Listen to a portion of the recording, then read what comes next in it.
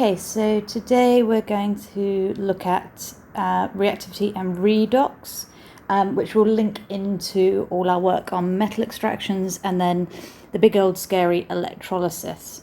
So what do we mean by reactivity and redox in general? So our key thing to remember: oxidation is loss of electrons, reduction is gain of electrons. So oil rig.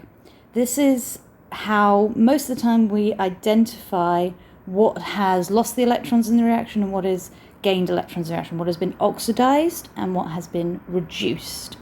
So there's a few ways you can identify oxidation and reduction. There is a very simple way that can be used mostly in biology and in older, simpler reactions, and then the more complicated ways where you have to think about where the electrons have moved from.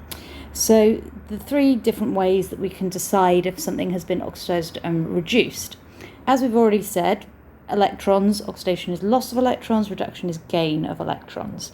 And this, you have to think a bit about ionic bonding or that kind of process, and we'll have a little look at that in a second at the bottom.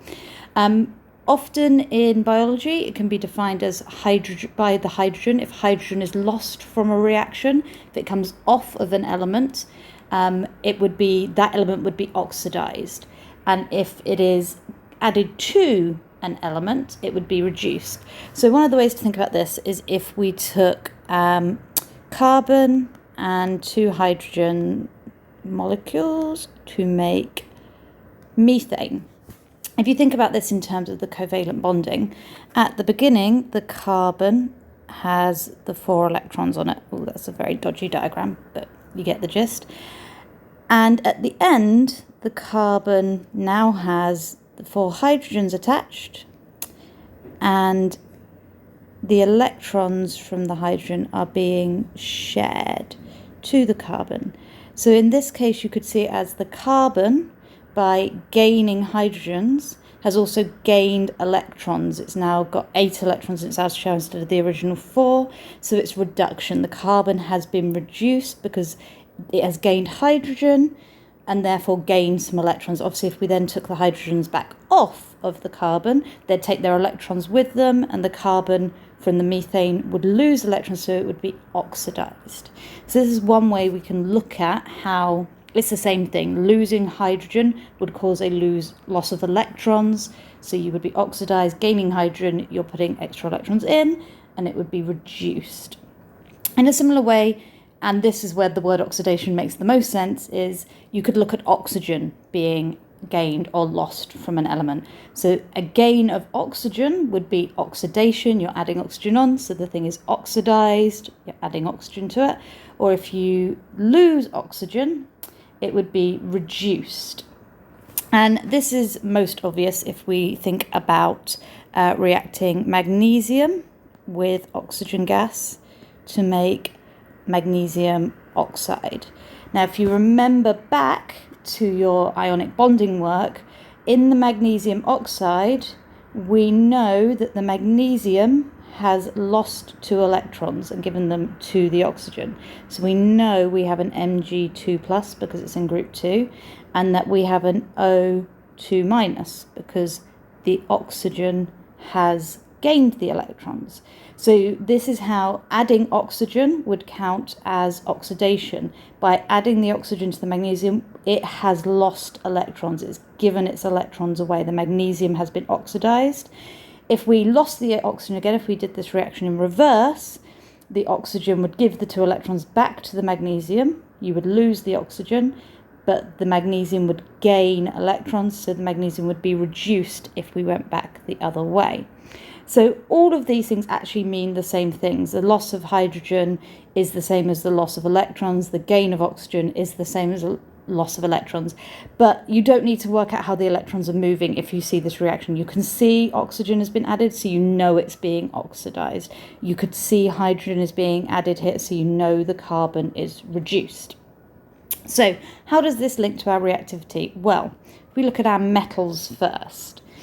Our metals, as we know, tend to lose electrons. They want to give away electrons to get their full outer shell.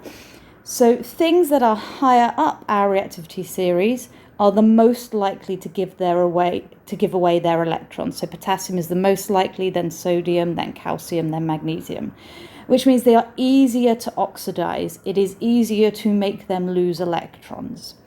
And we would call this term here, a better reducing agent, which means they are better at reducing something else. Because they want to give away their electrons, they can make other elements gain electrons. So things that are easy to oxidize are better reducing agents. The lower we get down the reactivity series, the less likely that element is to give away its electrons. It is harder to oxidize, and therefore it's a worse reducing agent. It's not going to give its electrons to other things. So this links back to our displacement reactions back in year 9. This is why potassium can displace calcium from something, for example. Calcium wants to lose its electrons less than the potassium, so the potassium will lose its electrons and give them to the calcium ion to make it happen. So things lower down the reactivity series are always less likely to give away their electrons. So if they meet something higher up, they will gain electrons back again.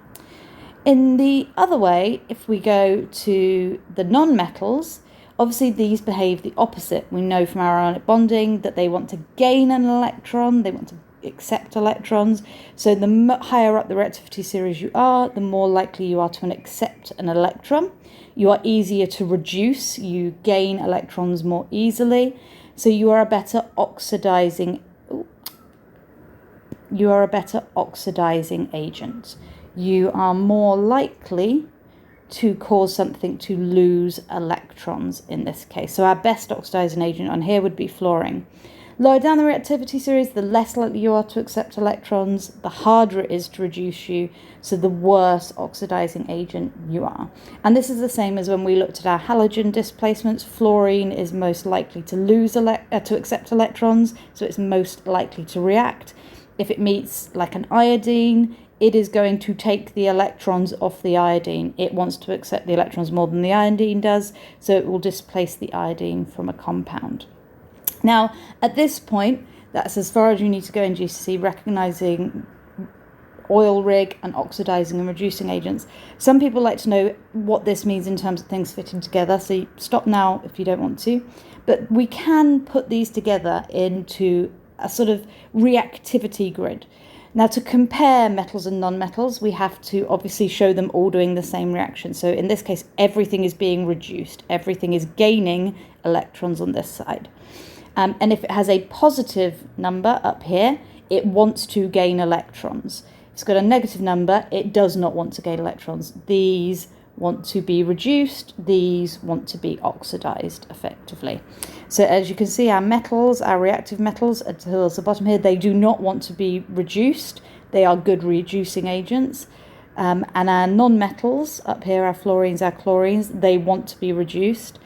So they're good oxidizing agents. Now it's worth noticing that some of our less reactive metals up here, so we've got our copper and our lead, our silver, they want to turn back into the pure metal more than they want to be oxidized. So you can see it's only slightly positive, but silver would rather be pure silver than it would be to have lost that electron. It wants to be reduced, which is why we find things like silver and copper as pure metals in the earth. They haven't reacted with things because actually they're much more stable having not reacted.